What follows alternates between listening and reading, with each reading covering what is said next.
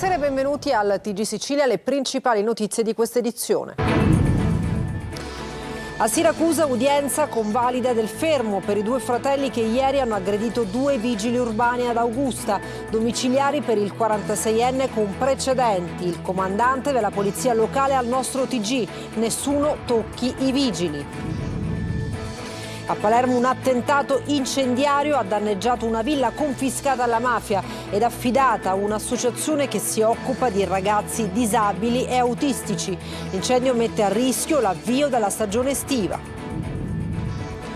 Monreale, all'indomani dei funerali delle 3 vittime della strage, si temono nuovi fatti di sangue e c'è rabbia per l'assenza dello Stato. Domani la città torna in piazza. A Palermo il recupero del Baiesan, affondato ad agosto. Arriva a Porticello la prima chiatta. Il veliero tornerà in superficie entro fine mese. Domani spettacolo e acrobazie con il Catania High Show su piazza Franco Battiato, con l'evento che verrà trasmesso su Telecolor a partire dalle 14:50. Oggi le prove generali con migliaia di curiosi che hanno ammirato i velivoli sorvolare il cielo. Intanto i militari della NAS, la stazione aeronavale americana di Sigonella, ripuliscono insieme al Rotar CT il lungomare catanese, un'iniziativa di cura dell'ambiente che sarà ripetuta. L'Amerigo Vespucci, la storica nave scuola della Marina italiana, incanta Taormina e Giardini Naxos. Tanto entusiasmo e diverse barche hanno accompagnato il suo passaggio. E poi il calcio, Serie B, Palermo in cerca di riscatto domani in casa del Cesena, dopo la sconfitta con il Sud Tirol. In Serie C vigili anche per il Catania che fa il suo esordio nei play-off. Domani al Massimino arriva il Giuliano.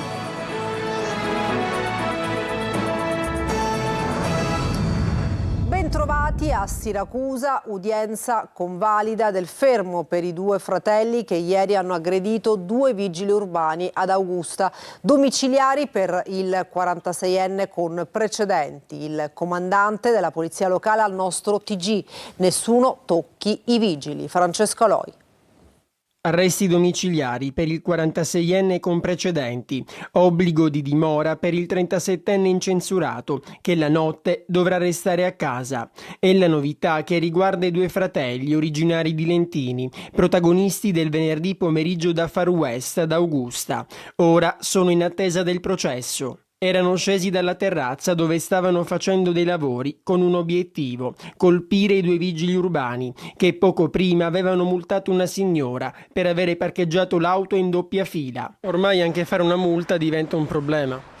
Eh sì, diventa un problema e soprattutto questa, la cosa che mi fa rabbia è che i signori non avevano preso nessuna multa, hanno deciso di imbattersi in un confronto fisico senza avere neanche, non c'è il motivo neanche quando si prende la multa, figuriamoci quando non si prende. Quindi queste azioni vanno condannate. Per i due giovani agenti soltanto qualche giorno di prognosi, ma è il comandante a volerci mettere la faccia. Loro, ci dice, vanno tutelati. Ma io per forma ritengo che qualsiasi comandante debba metterci la faccia, qualsiasi cosa ne risponde il comandante e nessuno si deve permettere di toccare gli agenti. Queste immagini stanno facendo il giro del web, con la condanna che arriva in rete, ma anche dal vivo. Penso che sta diventando un paese molto ma molto pericoloso. Cose che non si sono in passato mai sentite dire, purtroppo non so perché c'è un sacco di gente che è impazzita. Siamo tutti a rischio, sia i vigili urbani sia i cittadini ad Augusta, siamo tutti a rischio. A Palermo un attentato incendiario ha danneggiato una villa confiscata alla mafia ed affidata ad un'associazione che si occupa di ragazzi disabili e autistici. L'incendio mette a rischio l'avvio della stagione estiva. Maglio Viola. Fiamme nella villa confiscata alla mafia e da 5 anni usata da un'associazione sportiva dilettantistica che segue ragazzi con disabilità o disturbi dello spettro autistico. Ignoti sono entrati nella villa dell'associazione Il Sottomarino in via Trapani Pescia a Pallavicino, hanno forzato una finestra e appiccato le fiamme, danneggiando cucina, elettrodomestici e attrezzature ludiche. La scoperta l'ha fatta il presidente Giulio Polidoro, che ha raccontato tutto con un videomessaggio sui social mostrando i danni.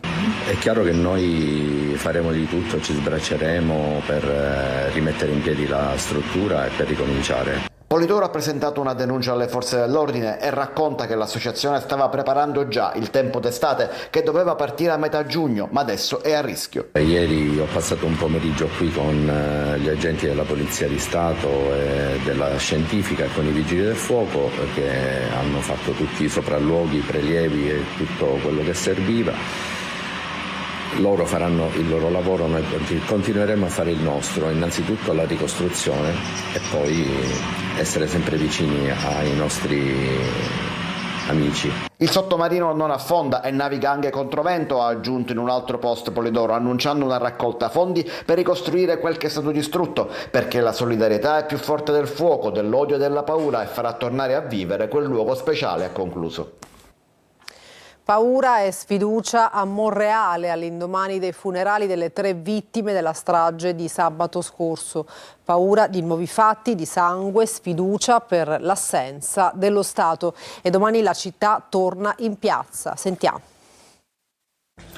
Non ci fidiamo dello Stato, non sappiamo se avremo mai giustizia. È una denuncia forte, dettata non solo dall'emozione, quella dei parenti delle vittime della strage di Monreale, una denuncia che ha avuto eco a margine dei funerali di Salvatore Massimo e Andrea, le 3 giovani vite spezzate in quella sparatoria. Ma la sfiducia e la paura affondano le loro radici in modo più profondo nella società monrealese. La tragedia infatti poteva essere prevista, forse evitata. Non era infatti il primo scontro fra palermitani e monrealesi. In altre occasioni gruppi di giovani si erano pesantemente insultati, qualche volta erano anche venuti alle mani. Niente di così grave però, ma gli episodi ripetuti potevano e dovevano essere un segnale di allarme. Adesso regna la paura, una paura che si è avvertita in occasione della fiaccolata di lunedì scorso, quando in tanti non sono scesi in piazza perché si era sparsa la voce che i palermitani erano tornati.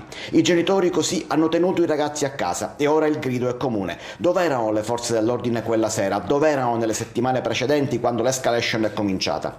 Domenica sera a Monreale torna in piazza ancora una nuova fiaccolata per dire no alla violenza, per sconfiggere quella paura, per lanciare ancora una volta un messaggio e una denuncia. I modelli di questi ragazzi sono fiction come Gomorra e Mare Fuori, fiction che mitizzano il criminale. E su Instagram ci sono anche gruppi nei quali è possibile procurarsi armi con estrema facilità. Nessuno però vuole più metterci la faccia in queste denunce. Ma se lo sanno i genitori, come fanno a non saperlo le forze dell'ordine? È la frase che si sente ripetere nei bar, sulle panchine della piazza, intorno alla fontana, dove però si vedono anziani e turisti, ma per ora pochissimi giovani. A Catania il trapper milanese Baby Gang videochiama dal palco Nico Pandetta, che risponde davanti a un pubblico in delirio. Ma l'ex neomelodico catanese è in carcere. La procura etnea apre un'inchiesta e Pandetta adesso è indagato perché appunto un telefonino è stato trovato da agenti della polizia penitenziaria nella cella del cantante neomelodico Nico Pandetta. Il servizio di Emanuela Corsi. Un fenomeno dilagante, una piaga fuori controllo che negli anni continua a crescere. La capacità dei detenuti di comunicare con l'esterno è impressionante perché i telefonini sono ovunque. Lo hanno denunciato più volte procuratori e polizia penitenziaria. Una falla nel sistema, mancanza di personale o controlli insufficienti. Fatto sta che i detenuti riescono a comunicare con l'esterno. A volte sono addirittura mafiosi che impartiscono dal carcere gli ordini. Questo è ciò che è accaduto a Catania pochi giorni fa. È mio fratello, voglio un cazzo di casino per Nico Pandetta. È il 1° maggio. Alla Playa va in scena il One Day Music, evento che richiama da anni migliaia di giovani e giovanissimi. Tra gli ospiti c'è il trapper milanese di origini marocchine Baby Gang.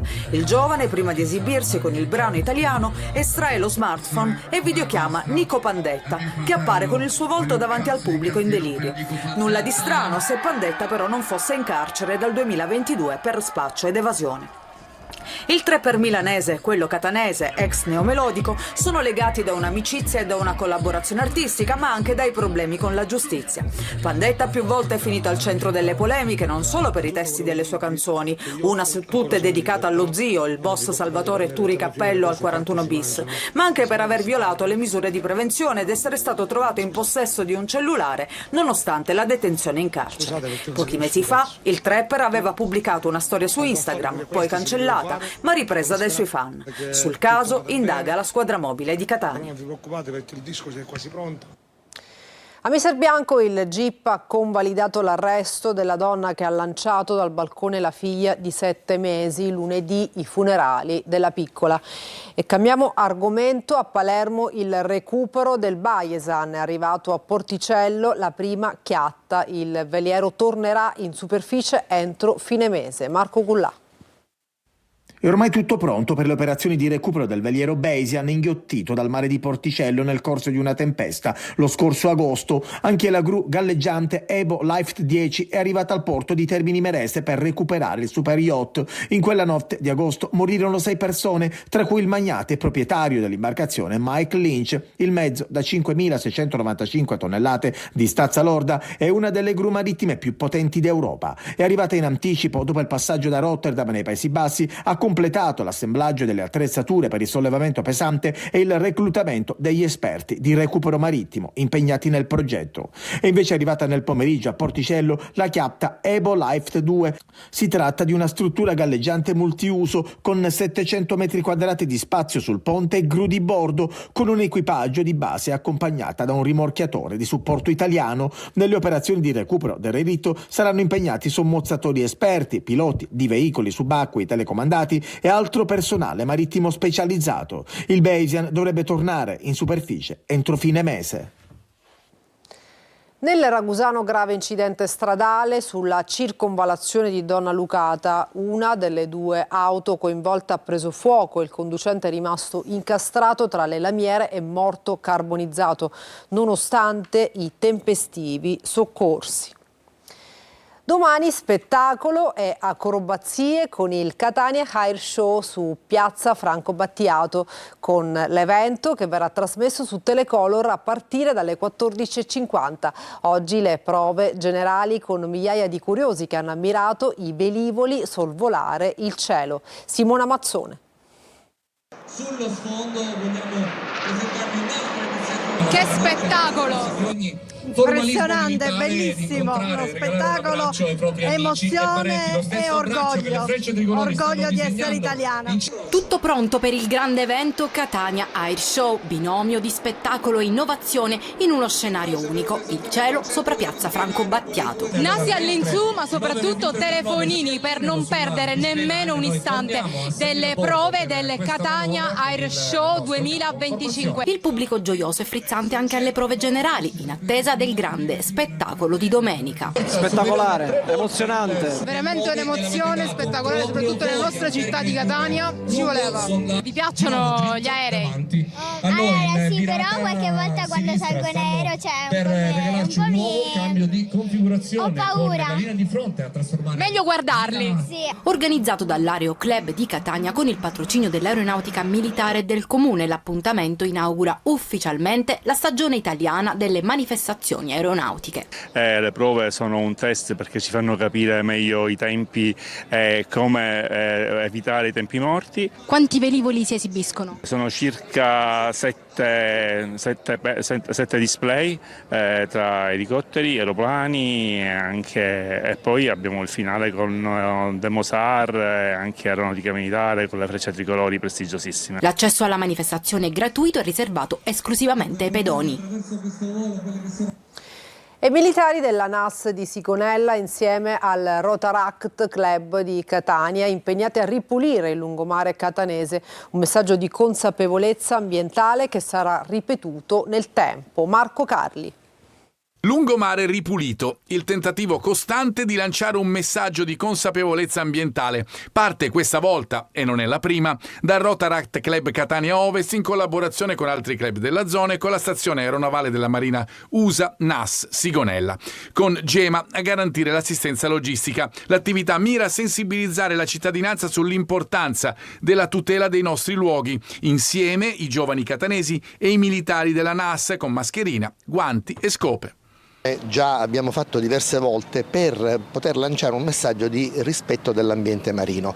Abbiamo portato una squadra di una ventina di militari appartenenti a tutti i reparti della base che si stanno mettendo a disposizione proprio per aiutare la comunità locale a far trasmettere questo messaggio alla popolazione. A noi piace spenderci per la città, teniamo molto alla pulizia e a tenere con cura le cose che abbiamo. In pochi minuti i sacchi si riempiono quasi. Le opere di pulizia sono state eseguite sul lungomare fra Piazza Battiato, ex Piazza Nettuno, e Ognina. L'esempio è stato dato e si continua ad insistere. C'è un menefreghismo generale, magari butto quella carta e tanto è una sola, soltanto che siccome è un pensiero comune poi alla fine l'immondizia si accumula e abbiamo problemi del genere.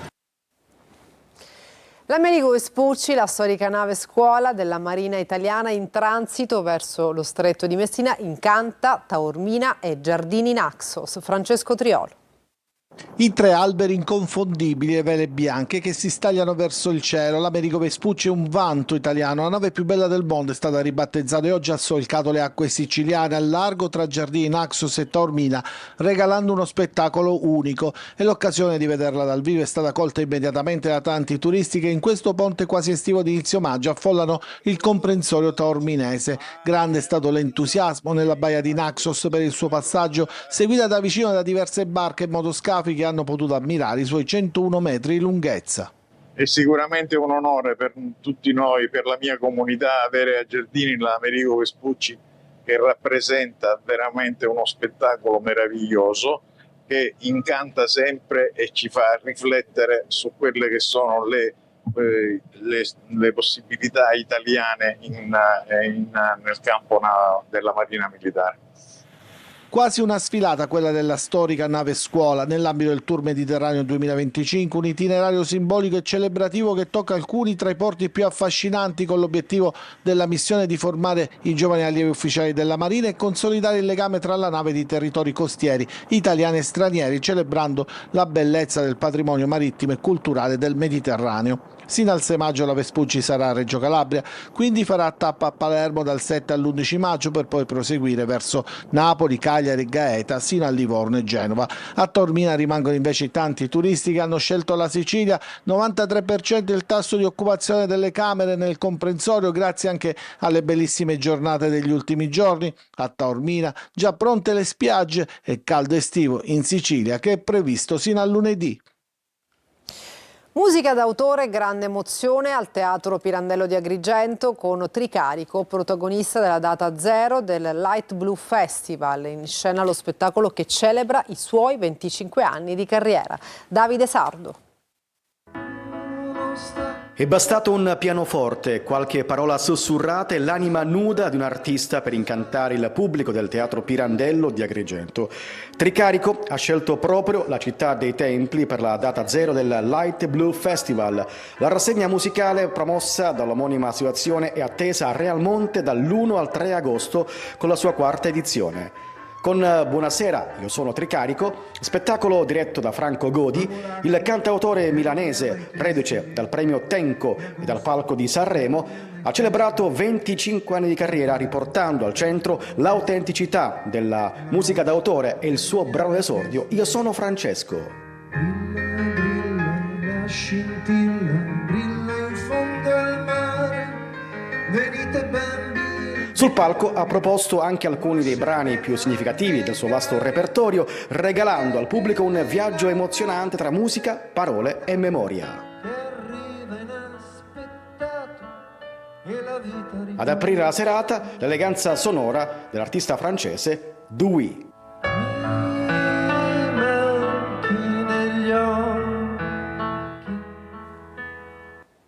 Una breve pausa, torniamo tra poco con la pagina sportiva.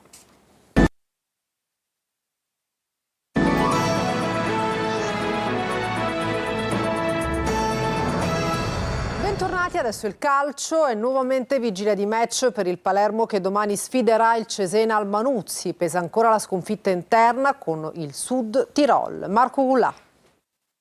Come nelle montagne russe, il Palermo sta chiudendo ormai il suo campionato confermando l'ondivago rendimento. È mancata sempre la continuità, che invece hanno avuto squadre come Sassuolo, Pisa e Spezia e in parte anche la Cremonese. Rosanero adesso attesi dalle ultime 3 partite della regular season. Dopo la sconfitta interna con il Sud Tirol, domani al Manuzzi c'è il Cesena. Il Palermo è sesto, ma ancora non ha la matematica certezza di giocare i playoff. Non c'è tempo neanche di pensare a quello che è stato. anche se dovremo analizzarlo perché è stata una partita non positiva nei risultati e nella prestazione, soprattutto nel secondo tempo, però dobbiamo ripensare alla prossima, dobbiamo recuperare energie, dobbiamo recuperare positività e mettere dentro tutto nella prossima partita.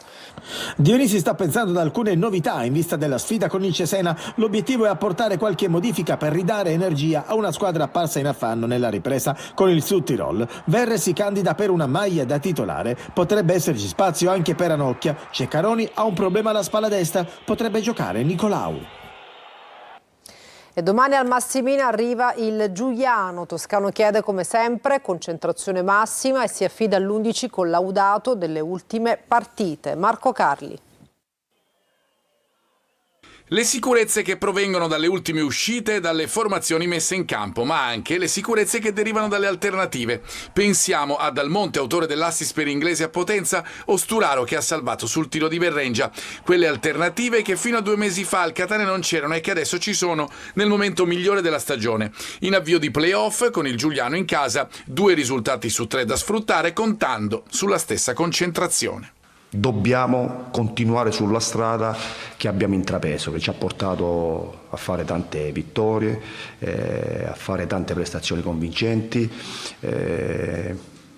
a alzare il nostro livello competitivo con le altre squadre. Intanto il gruppo si arricchisce della presenza di un nuovo dirigente, Zarbano nel ruolo di direttore generale, per lui accordo biennale, sarà allo stadio. Tornando a Toscano, il tecnico, a proposito di sicurezza, si affida a interpreti che hanno fatto la differenza per il Catania nelle ultime gare. Un 11 collaudato con l'alternativa a centrocampo rappresentata da Quaini. Un 11 che ha dato risposte. Celli per esempio, Oraimo, così come Lunetta fra i trequartisti. Devi fare la partita da Catania, devi fare pronto ad affrontare un primo turno di playoff nella giusta maniera e al meglio di te stesso. Catania Giuliano sarà come sempre seguita da Telecolor, 3 ore live con inizio alle 19:30, collegamenti con lo Stadio Massimino, commenti da studio e a fine gara le interviste ai protagonisti.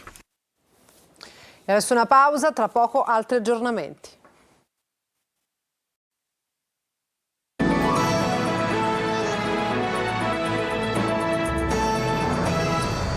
Per questa edizione è tutto, grazie per averci seguito e buona serata.